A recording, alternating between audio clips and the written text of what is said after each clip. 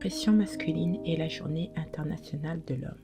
Sur le site de rageart.fr, on retrouve un article qui est une ébauche sur la dépression masculine avec pour titre « Homme en détresse ». On comprend très vite que la dépression est plus difficile à déceler chez l'homme et que même si elle est décelée, la société, l'entourage et la personne concernée sont des freins à une bonne prise en charge. Dans un autre article de Phil App, on évoque aussi la dépression masculine. On nous invite à faire attention à certains signes. Isolement social, changement d'habitude de vie, symptômes physiques, baisse de la libido, comportement à risque, alcool, drogue, conduite dangereuse.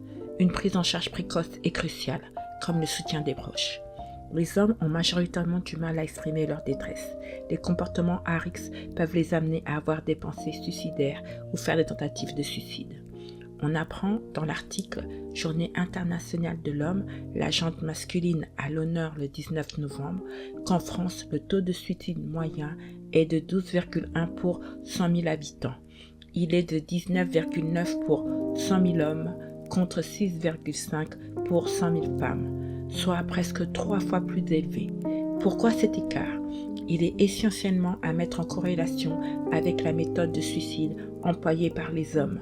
Pendaison dans 61% des cas, usage des armes à feu dans 16% des cas, des procédés violents qui laissent peu de chance à la survie. La Journée internationale des hommes œuvre aussi pour la mise en place de plus d'actions de prévention. Peu importe ce qu'on peut penser de la Journée internationale de l'homme, les combats qui lui sont associés sont vitaux pour tous, pour l'homme dans un premier temps, mais aussi pour la femme, pour les enfants, pour notre avenir.